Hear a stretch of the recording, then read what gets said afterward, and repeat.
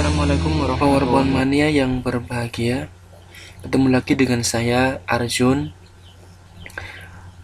Powerpoint Mania. Pada kesempatan kali ini saya ingin menge-share satu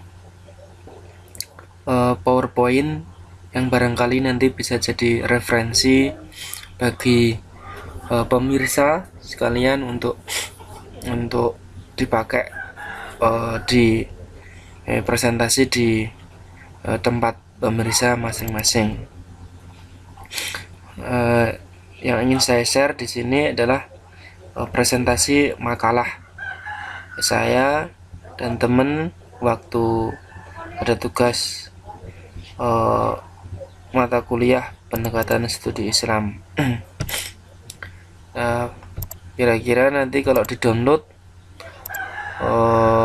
sekitar 27 atau 40 MB. Pendekatan sosiologi dalam studi Islam. Ini nanti PowerPoint ini saya tunjukkan saja, nanti silahkan di-download di deskripsi untuk bisa melihat seperti apa semuanya. Untuk makalah semuanya ada 17 slide. Nanti ada yang mungkin biasa, ada yang mungkin bisa dimanfaatkan karena tak biasa. Kita mulai dari awal, nanti seperti apa presentasinya. Presentasi makalah pendekatan sosiologi dalam studi Islam ini sudah lama, 2 April 2015. Ini pemakalah kami berdua, saya dan Pak Agus dari Cilacap.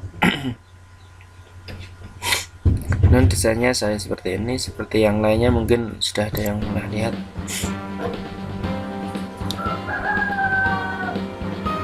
Kemudian untuk yang pemakalah dosen kami adalah Profesor Siswanto Masruri. Ini adalah kata-kata yang sering diucapkan Pak Profesor Siswanto Masruri. Say no to revolusi mental and yes to revolusi scientific ya. Nah, saya buatin kenang-kenangan seperti ini, saya buatin semacam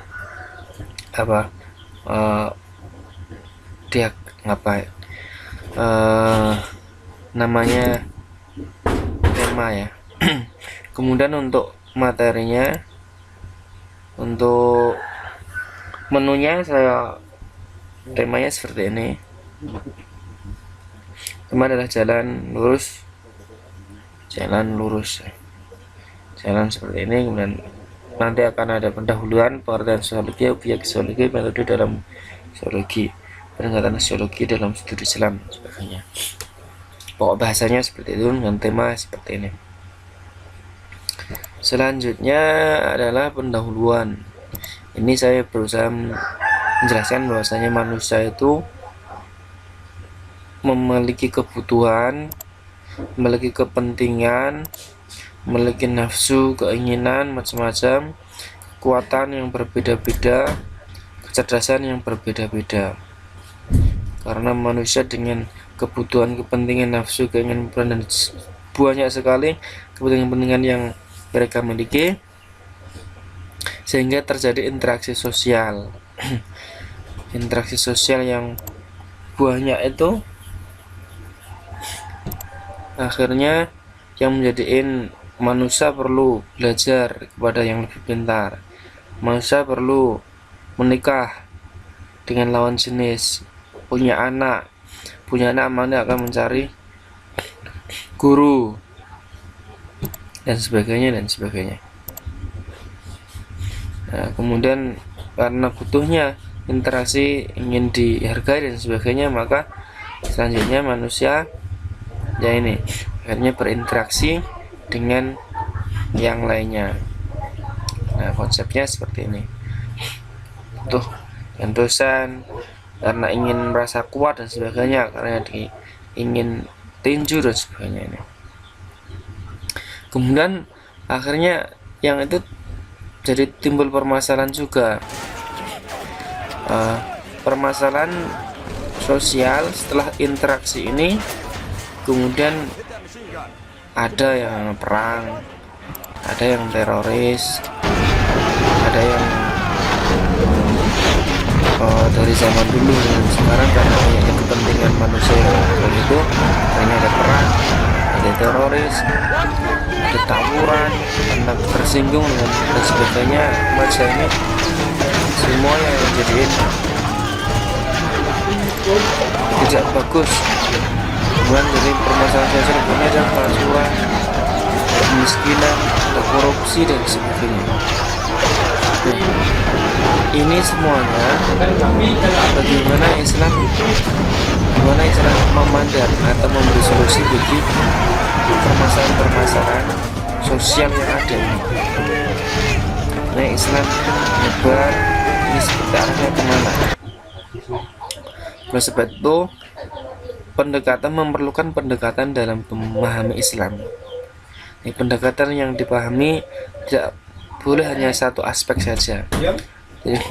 Jadi kalau pendekatan Islam hanya satu aspek saja, maka akan kelihatan sangat terlalu sempit.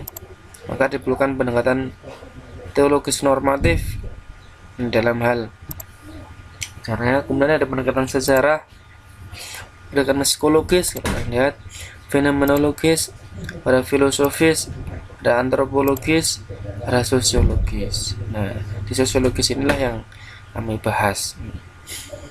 Ini dari pendekatan yang kalau orang sudah semakin wawasannya banyak, semakin wawasannya luas, maka ketika menghadapi sesuatu, minimal kalau ada permasalahan, mereka akan semakin bijak dalam menentukan, karena mereka akan melihat dari sudut mana pendekatan apa yang akan mereka pakai dalam menyelesaikan masalah atau memberi solusi pada masalah. Nah, pendekatan yang dengan banyak ini namanya pendekatan komprehensif. Tapi yang akan dibahas di sini adalah pendekatan sosiologis. Nah, Islam sangat peduli dengan ini. Bukti kalau masalah sosial itu didudukan Islam adalah ini. Dari banyak sekali permasalahan-permasalahan yang ketika ujung-ujungnya adalah ibadah mahdhah yang hablum minallah, yang diakhiri adalah hablum nanas, hubungan pada manusia, bagaimana yang fidyah, dam, kafar dan sebagainya, jamaah dan qasar dan sebagainya. Pengertian sosiologis ini namanya trik sosiologis. Dari dalam sosiologis, dari kuantitatif, bingung orang kesimpulannya. Nah, kemudian di akhirnya ini TN. Nah, mungkin TN ini bisa jadi referensi juga pemirsa untuk mengakhiri ada presentasinya dengan ini TN ini. Ini cuma video. Nah, ini pertanyaan-pertanyaan yang diajukan oleh teman-teman yang belum sempat, tidak semuanya saya jawab. Oke pemirsa, demikian share PowerPoint yang saya berikan kali ini. Dan ada manfaatnya, minimal nanti ganti fotonya, terus ininya tinggal ganti nama dan sebagainya. Ini ada manfaatnya. Oke, saya akhiri. Assalamualaikum warahmatullahi wabarakatuh.